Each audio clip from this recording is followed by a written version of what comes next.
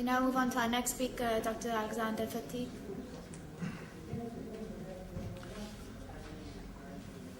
It's always difficult to speak to the survivors of a conference on the last day.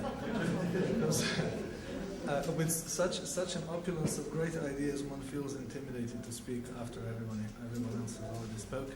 I was recently at a conference in Bosnia, where when we arrived, the organizer met us with very glossy books of collections of papers that had already been published. And to our amazement, they explained to us that there was good reason for this, that we would discover this reason in the course of the conference. So there was no opportunity to include comments or revisions. The papers as they had been sent had been published. And after the introductory session, the organizer asked us whether anybody really wanted to speak, which came as a shock, obviously. And then they explained that there was a lavish lunch with live music waiting, and that after that there was a program of swimming. So nobody had any complaints about the organization. So I'm sure you all sympathize with this concept now at this late stage of the conference. So I will try to be very brief. In the 1980s, John Searle became additionally famous with his distinction between intentional and non-intentional mental states, and he is widely reputed to have been an ardent proponent of the intentionality of the mind, of the general intentionality of mental states. However, when you read carefully what he has to say about intentionality, he advocates what I call here a selective intentionality thesis.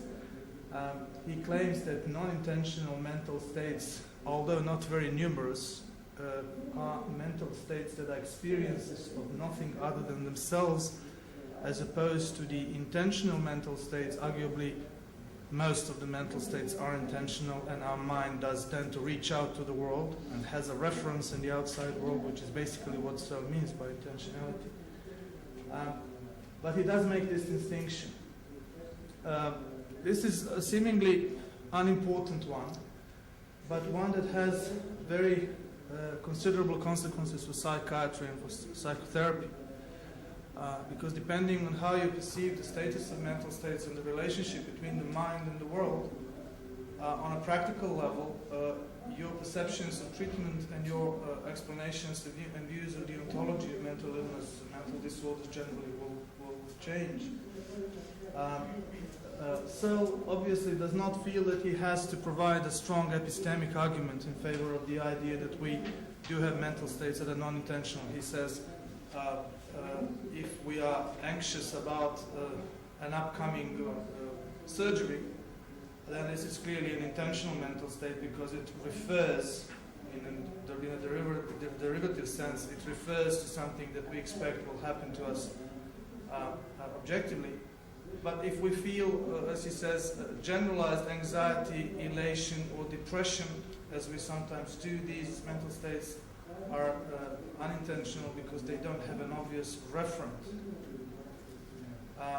Clearly, the way he describes experiences of mental states is something that is controversial from the point of view of psychotherapy, because the way we describe our experiences is not only based on the synchronic content of those mental states. I may feel generalized anxiety or elation or depression at a certain stage and feel that this is a mental state that really doesn't have a reference, that I feel this way about nothing in particular, that I'm just depressed.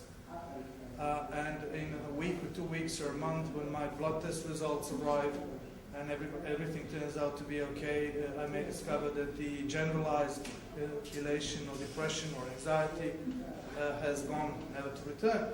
So the way I would describe my experience would include a diachronic dimension. It also includes an awareness of the causes and circumstances and certain explanations about the content of the mental states, and not just the immediate content of the mental states at the moment when I have them. So this is, in my view, a weakness of his approach.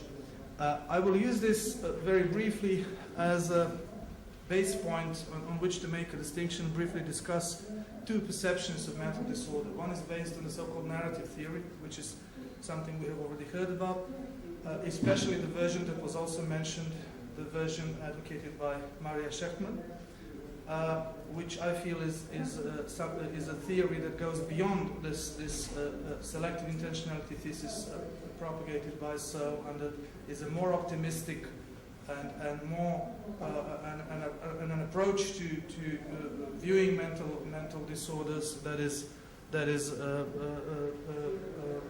promising of greater advancements than the traditional psychiatric. What is today the traditional psychiatric view of mental illness? This is the DSM-based concept of diagnosis and treatment.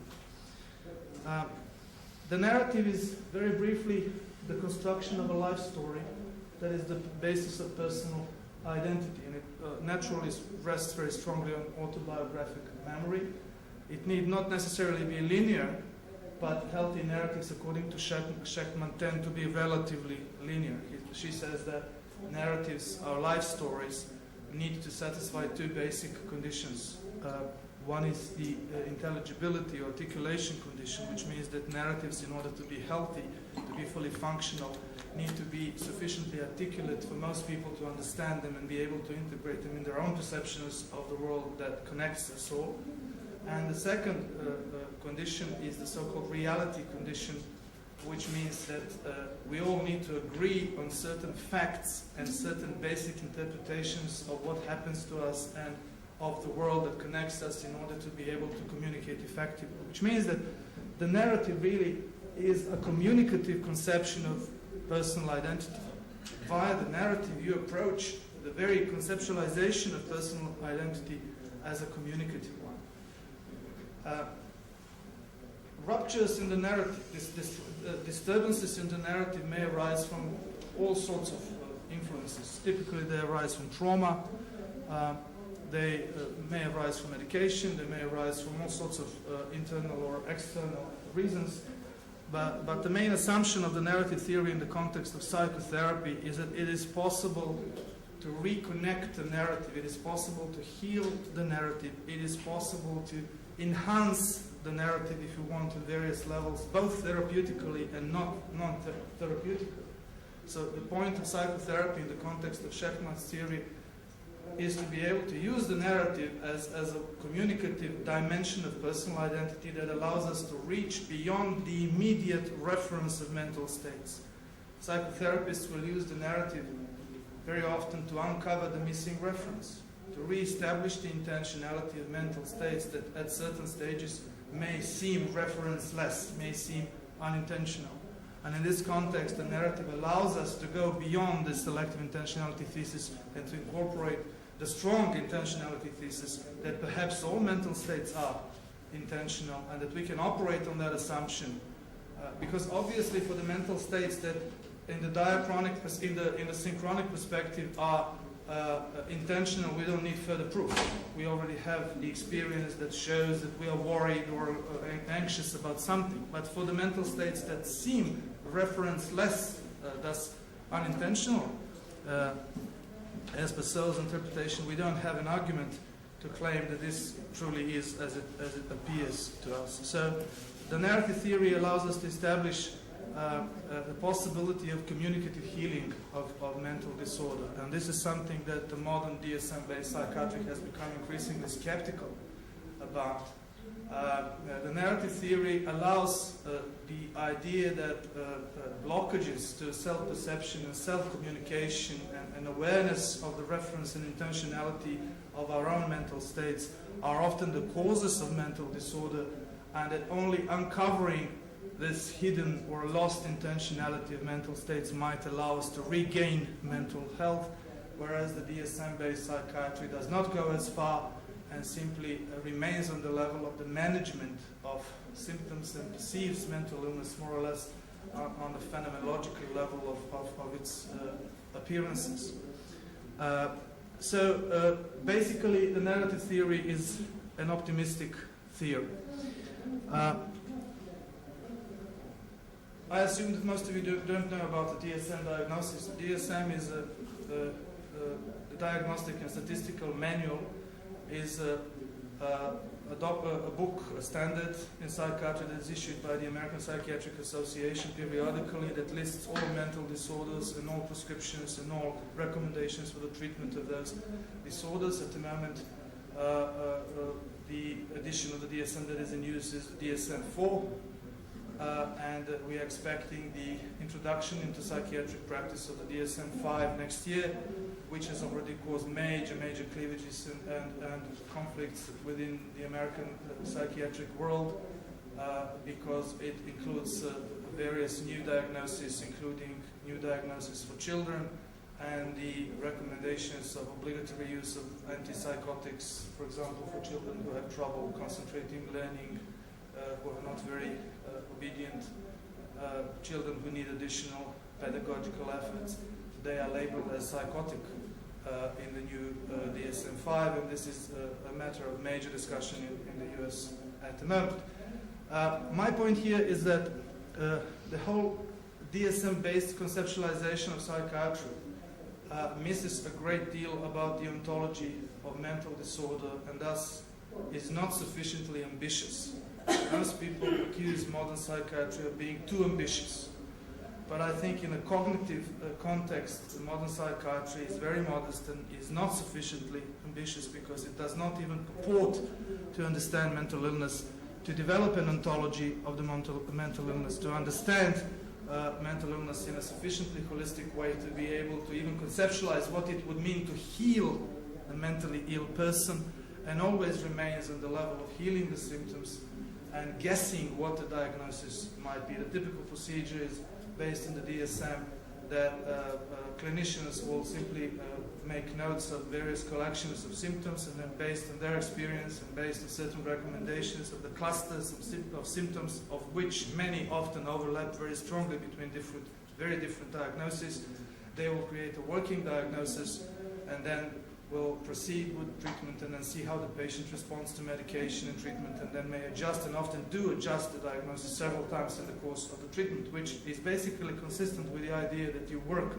with changing symptoms, with changes in intensities of symptoms, with changes types of behavior of the person. And in fact, you reduce your role to managing the exteriorizations, if you want, of what the narrative theorists would consider to be basic ruptures and problems and twirls and knots in the personal narrative. And this is, in my mind, one of the main reasons why the DSM-based psychiatry tends to be focused on medication much more than on psychotherapy. In many psychiatric hospitals, you will find a situation where people simply are not interested in psychotherapy. They say, we don't have time to provide psychotherapy.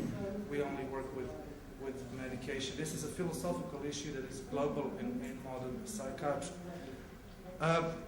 The problem in dealing with mental illness in terms of labels rather than with ontologies of disorders and the management of symptoms rather with what I would call an in-depth healing is that you create a situation for psychiatry that has been popularly described by this saying that neurotics build castles in the air, psychotics live in those castles, and psychiatrists charge the rent.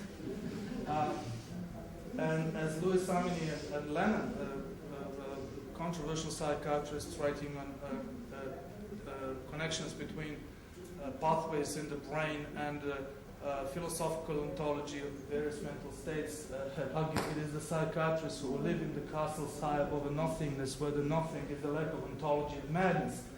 And it signifies exactly this preoccupation with the architecture, chemistry, and electricity of the brain, which is maybe the material foundation of mental disorder, but it's not the ontology of the mental disorder in terms of personhood, in terms of personal identity, and in terms of the person's perceptions of what might be the resolution of her problems. It is perhaps the easiest to criticize the DSM in the context of its conceptualization of personality disorder, and it's perhaps philosophically the most straightforward to criticize it that way. And a good example is this passage from James Morrison's handbook. I apologize for the misspellings, but the PowerPoint was being written in haste. James Morrison's handbook on the use of DSM-4 for clinicians. this is how the DSM characterizes personality disorders. All humans, and numerous other species as well, have personality traits. These are well-ingrained ways in which individuals experience, interact with, and think about everything that goes on around them. Personality disorders are collections of traits that have become rigid and work to individuals' disadvantage to the point that they impair functioning or cause distress. DSM-4 personality disorders are all patterns of behavior and thinking that have been present since early adult life and have been recognizable in the patient for a long time.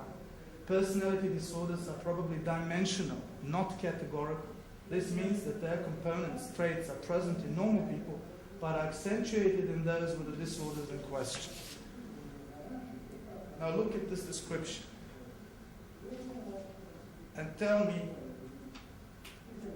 what distinguishes a person who is bad-tempered, who is unsympathetic to others, who is a person who makes others unhappy, who freely chooses to be a difficult person with an appropriate moral characterization as an autonomous moral agent from a person with a personality disorder. The practical instruction that is actually written in the DSM-4 for the initial diagnosis of personality disorders is that these are people who make others unhappy. The consequences in the philosophical context are obviously very significant. These are the generic criteria for personality disorder in the DSM-4. A lasting pattern of behavior and inner experiences that markedly deviates from norms of the patient's culture. The pattern is manifested in at least two of these areas: affect, appropriateness, intensity, liability, and a range of emotions; cognition, how the patient perceives and interprets self, others, and events; impulse control; interpersonal functioning. This pattern is fixed and affects many personal and social situations. The pattern causes clinically important distress or impairs work, social, and personal functioning. This is another favorite: functionality as a sign of mental health. This stable pattern has lasted a long time with roots in adolescence or young adulthood. The pattern isn't better explained by another mental disorder. It isn't directly caused by a general medical condition or by the use of substances, including medication. What's this? How does this differ from a description of a person who is simply obnoxious, impulsive, and decides not to control themselves even though they might be able to control themselves? How is this selection of criteria able to allow us to distinguish between someone who is mentally ill and someone who is a morally bad person? The DSM neutralizes moral evaluations of personality traits by medicalizing them, and in people whose behavior exemplifies evil, people who freely may choose to adopt moral badness, if you want, people who freely choose to not conform to the rules of one's culture or the norms of one's culture, are simply unable to be incorporated into the conceptualization of what it is to be mentally ill by the DSM-based psychiatry. Consequently, this really means that the DSM doesn't recognize the moral choice. And with the increasing tendency of proliferation of new disorders that are voted on, the new disorders are brought into the DSM on a democratic basis. People sit in a room and then they vote for certain proposals to include new mental disorders, which makes it a highly difficult, highly controversial procedure from a methodological point of view. The basic freedom, the basic moral autonomy is recognized by all major psychological theories that have given rise to modern psychiatry. Even if you look at the psychoanalysis, if you look at transactional analysis, which today is very popular and is basically a child of psychoanalysis, it claims that we all are, to a certain extent, predetermined by the life scripts that we develop at a very early age, but it insists that we all have a choice, even as children, whether to adopt a certain script or not. That some children who will have certain experiences will adopt a certain life script and others will not. Some will have certain symptoms, others will not. Some will become mad in later life, others will not, even though they might have had the same experiences. An element of choice is always there, and also automatically the element of moral evaluation is always there, but the DSM psychiatry manages to do away even with that aspect of freedom and moral autonomy. By being medically unable to choose evil, people are deprived of moral autonomy, and this opens up possibilities of what Foucault has called professional tyranny, including the professional tyranny of psychiatry, but also of many other professions. So as a result of this, we now have a situation in the US where the psychiatric ward, one of the most famous, one of the first psychiatric wards at Mount Sinai Hospital has been abolished. And we now have a situation where there's this general debate about the feasibility of this psychiatry that is based on ideas about pharmacological therapy, and this in my mind, very superficial perception of mental disorder, which is based on symptoms. The philosophical consequences that should be worrying to us are that this approach to treating mental illness implies a relativity of the good and bad, and it basically has a reverberating impact on modern culture. Today, it is no longer politically correct to talk about many distinctions that used to be acceptable until very recently, and it is increasingly becoming politically incorrect to talk about the moral characterizations as good or bad, constructive or evil, with regard to people who exemplify their behavior, some of these traits. We will soon perhaps be in a situation where we will be obliged to consider everyone who is difficult to get on with as mentally ill, or at least as suffering from a personality disorder. And the general idea will be that these people should be treated. The line between treatment and enhancement here is particularly thin, and this is where enhancement becomes a matter of public policy. If you do away with moral distinctions and free choice about the way I will behave and the way the values I will adopt, and if you medicalize that, then you will soon have pressures to adopt social policies that will simply include enhancement as obligatory, and enhancement not as something that I choose to do with myself in order to improve my persona, but as something that is a matter of the society's decision with regard to how I should act and how I should be. I think this is a pessimistic and basically not a very promising perspective for the future, which really makes the transformation of the psychiatric profession depressing. It's a transformation from the profession of students of psyche to the profession of managers of psychological symptoms, who also adopt this relativity of the ethical relativity of the good and bad. And I think this is depriving psychiatry of much of its potential in understanding the ontology and explaining the ontology of mental illness. The DSM as such, when you read it, does not deny the mental state's intentionality generally. It does not deny that our mental states tend to reach out to the hard realities in the world, or to the hard experiences that we might have had in the past.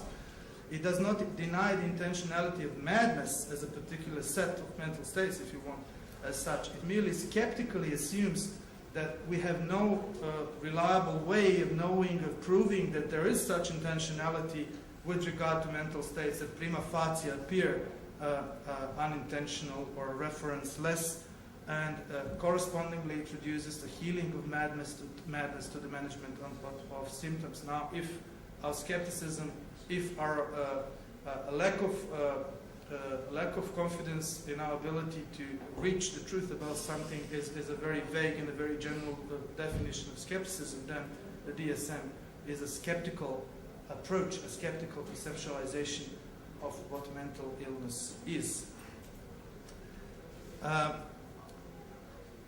If we assume, as the narrative theory, the opposed theory assumes that a person is more than a collection of character traits, which is something that the DSM, as we saw, explicitly says, that it is a collection of character traits. And if we assume that a mental state is more than a set of symptoms, that it constitutes identity in richer and more comprehensive ways, then healing madness would really mean healing the person, not healing the symptoms. And this is the philosophical question that I want to ask. Healing the symptoms then leaves the person largely unaddressed. And the DSM in healing the mental illnesses largely leaves, despite all its proclamations of individualism and individually adjusted treatment, leaves the person unaddressed. Look at the way psychotropic medication is administered. If you look at the statistics of generic antipsychotics that are used in any large hospital, you will see that 2 or 3 generic substances are used for all psychosis. You will see that in 80% of the cases, according to some published analysis, the same generic substance, for example, is used to treat schizophrenia and bipolar disorder, although these disorders are completely different. One is marked by a profound cognitive disturbance, the other is basically a mood disorder. And this, from a philosophical point of view, this leads to questions about the way we perceive mental illness.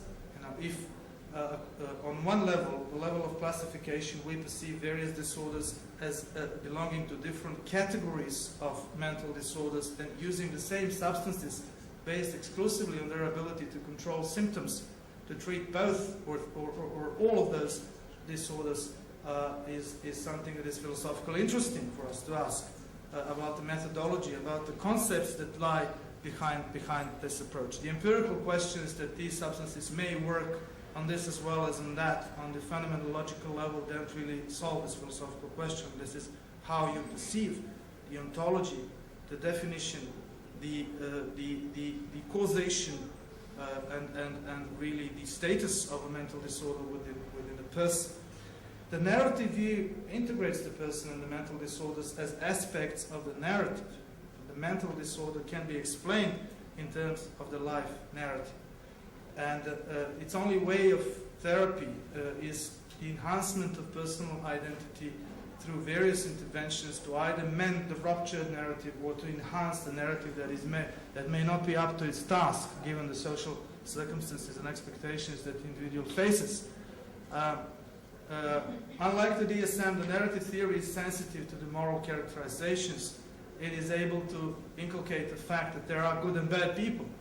And this fact is consistent with the narrative theory, while it may not be consistent with the sufficiently radicalized and the sufficiently broadened concept characteristic of the DSM-based psychiatry. The narrative theory allows us the possibility to address moral badness in a ameliorative way, in a corrective way, if you want. It allows interventions on the narrative that may or may not help heal psychotic symptoms. It is not contradictory to the idea that you may lower the symptoms of psychosis by medication, but it leaves open this epistemic perspective of trying to show what mental illness really is and trying to understand what the mental states that may not be understandable to us at first sight and that may seem purely the result of complete mental disorganization might actually refer to and might actually require in order for the person to retake the possession of their own narrative. And practically speaking, in a communicative context, there's no other inroad that appears available to us into the person other than the narrative, reaching towards the person via the narrative, via the talk therapy, via the conversation. So the instrumental conditioning of narrative therapy is to assume that all mental states are intentional. It starts from the assumption that possibly all mental states are intentional, and we can work to solve problems by interventions on the narrative. It may prove that some mental states that we can't establish the reference or intentionality of some mental states, but the general assumption is such that it allows us to perceive the person as a holistic one and to perceive the mental illness in sufficiently individualistic terms. In this context, I think that the DSM is truly a Searlean approach to mental illness and to mental states, and I feel that this philosophical reductionism championed by Searle in this context of explaining the nature of our mental states at the very beginnings of contemporary philosophy of mind really has found a rather destructive application and through its adoption in the development of the DSM-based psychiatry. Thank you. thought-provoking presentation. I'd like to open the floor to questions. Yes, thank you. I think it's a superb presentation, if I may say that. Could you please turn slide number 12 back? So you say there, let me see. No, it's not. No, it's 10. Now it becomes difficult. Okay, by being medically unable, the first item there, by being medically unable to choose evil, people are deprived of moral autonomy, and then the second last item, relativity of the good and the bad. Well, if the good and bad is relative, there is no problem with being deprived of your autonomy to choose evil, right? Then the next question is, where is the place of the God machine in this? I think I know, but I wonder where you would. Is this the God machine? I don't think it is. But what would you say? I'm not. First to the second question, I'm not good with the God machine. I'm not really comfortable with hypotheticals of this type. And it's characteristic of analytic philosophy. You know, if the world only consisted of a banana and a kangaroo, what would happen? I don't fully understand. This is perhaps my fault. The role of the God machine, and I don't see its role in my argument. As to the relativity of the good and bad, I didn't mean the ontological relativity of the good and bad. I meant that on a practical level, in characterizing people, using the DSM-based psychiatry makes you unable to effectively make those distinctions and act upon them. It becomes politically incorrect to say that somebody is not a psychopath, but is a morally bad person. That somebody, you know, if you look at the way the newest developments, as far as I could follow them, go about this, in discussions about borderline personality disorder, now the newest recommendations are that antipsychotic drugs should be used from the very beginning of treatment. And there's general agreement in the newest literature this year and last year that the greatest mistake the traditional psychiatry has made so far has been to have treated borderline personality disorder by attempts of psychotherapeutic intervention rather than using antipsychotics from the very beginning. Now, if you look at the description of borderline personality disorders, you will see that 80% of the people that you meet in the street today in Belgrade may be diagnosed as borderline personality people. And in practice, the way they are diagnosed is very reductionist. And there are numerous studies voicing disenchantment about these facts within psychiatry. But my point about the good and bad is not whether this is true or not, whether some treatments are effective, and whether what the DSM suggests in this context works or not. This is not the theme for philosophy. This is the theme for psychiatry. But my concern are the philosophical implications that if you medicalize personality traits, and this is the link with enhancement, if you treat personality traits as medical issues rather than moral issues that are subject to moral evaluation, then you practically relativize characterizations that somebody is a good or a bad person. I agree, if it was a metaphysical relativity, then it would obviously make it irrelevant whether you can make it. The point is understandable. The link to the God machine I think it's the link you could make it, because the God machine abolishes our evil thoughts, but does not take away our freedom as long as we do not have evil thoughts. So there is a connection to that, but okay, it requires development. Farah, then this one. Hi, I'm Farah Foucault. Thank you for your talk. It was wonderful. I'm also very skeptical about DSM, but I'm wondering what you think about, maybe this is not your area, but of offering androgen deprivation therapy, chemical castration. Sorry, which therapy? ADT. To criminal offenders with a sexual disorder, offering it in return for a sentence reduction. What your point of view is on that. And also the example in Texas, what happens in Texas is that criminals who committed a sexual offense can actually get ADT forced on them, but they don't look at whether the individual has a sexual disorder or not. So this is a place where actually not taking into account the DSM might be actually more detrimental. So Yes, your thoughts on that? yeah. I will answer you from the point of view of my other hat, and this is the hat of someone who is interested in the philosophy of criminal sanctions. I think this really is the issue of incapacitation from the point of view of the society.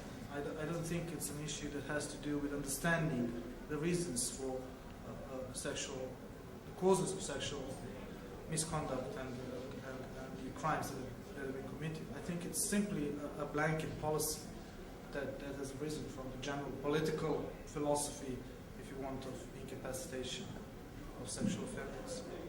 And from the perspective of the offender, could that be something better?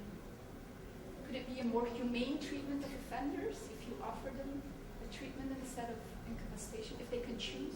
It depends on how you perceive the morality of criminal sanctions. Some people would say that inflicting pain through the institutional administration of penalties is something that is inherently problematic. Niels Christie wrote this famous book in the early 1980s about limits to pain as the moral imperative in conceptualizing criminal sanctions. If so, then we can say that it would be more morally acceptable to allow offenders to choose alternatives to long-term imprisonment.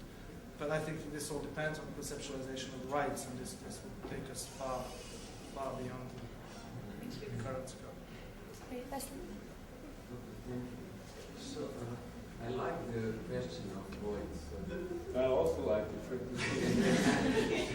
and the question about God machine and your idea is really related from my point of view. So, if you would say how much levels or how much category was in the first edition of this, it's 5 times less than today. I don't know how many there were. There were fewer than today. Yeah. But that means that if you look backward to the time, to the history, that the increase of science and technology, that includes in one way decrease or should decrease number of illnesses. But it is opposite in reality. This is because psychiatric illnesses are not like other illnesses. They can't be pinpointed. They are descriptive. They all often depend on discursive dimensions. That's not objection, but I will say that because of that, the God machine it's not just idea. It is possible and it is real today. As I mentioned a couple of months ago in our internal discussion about God machine, I mentioned that God machine is already in use. It's a little bit in primitive form. The patients with autism use the software, which is in fact software with God machine. The software prevents that patients with average or more than average IQ.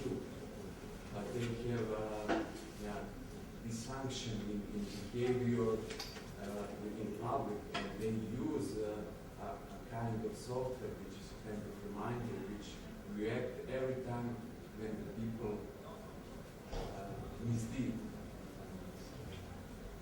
It's possible. May I ask you something? You didn't mention European classification ICD-10, which is much better. It's only kidding. But why do you choose personality disorder, not for example, bipolar disorder, which is much more easier for the ones? Exactly because the personality disorder diagnosis shows the cognitive problems in the DSM. With the bipolar disorder, the very definition of the disorder is based on phenomenology. You have highs and lows, 2 poles in bipolar disorder. There's very little room on a basic observational level for you to make a mistake. Many people do make mistakes, but with personality disorder it's more controversial, and pinpoints the issues that I have generally with the methodology of the DSM. Yes, the European classification of illnesses is another one, but unfortunately, in scholarly work, it is very much comes second to the DSM. And much of it is based on the DSM. Each time the DSM is revised, there's often strong influence, which you know much better than I do, on the European classification. This is the choice of DSM. Tom?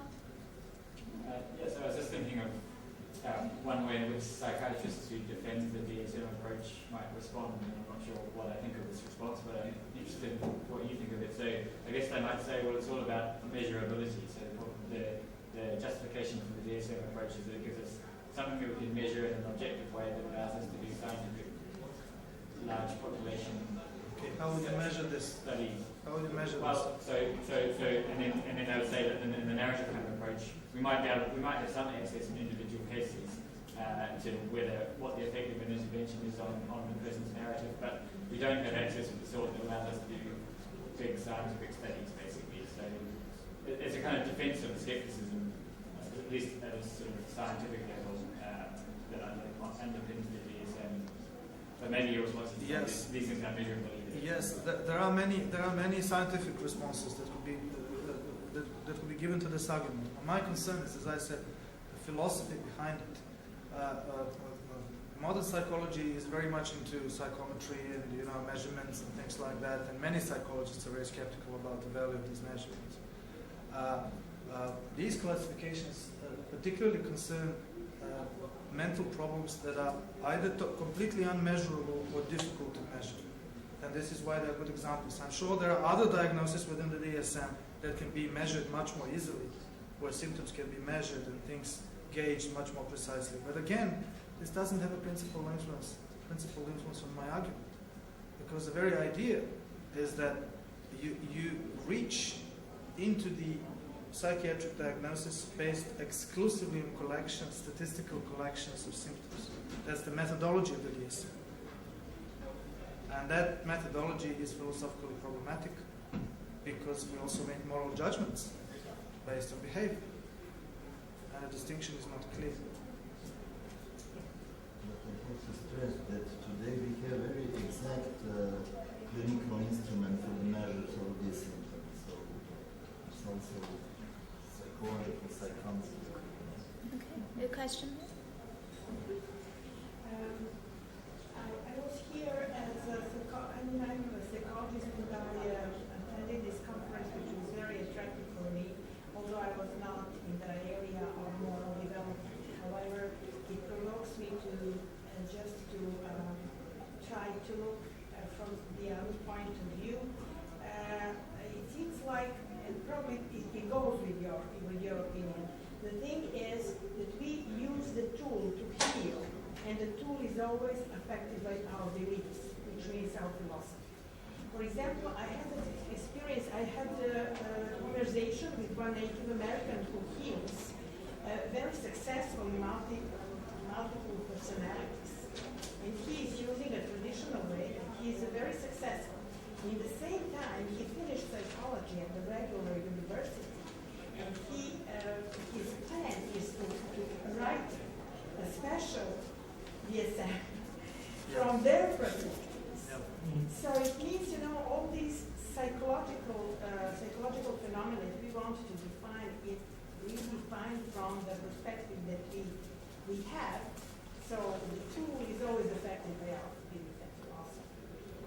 So including that, Yes, there are a variety of views on the philosophy behind psychotherapy and psychiatric professions, psychological professions. Peter Rabe, as one of the leading authors in this field today, for example, has a very extreme view. He writes very openly in his recent book issues in counseling, he writes very openly that he believes that all psychotropic medication are placebos.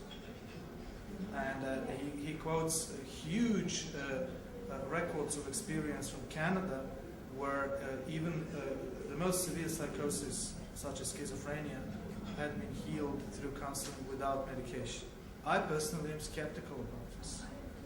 But there are views, very different views on this. My personal position is a moderate one. I do believe that medication is necessary and that everything that the DSM does, it does with a good intent to relieve symptoms, and it shouldn't be done away with.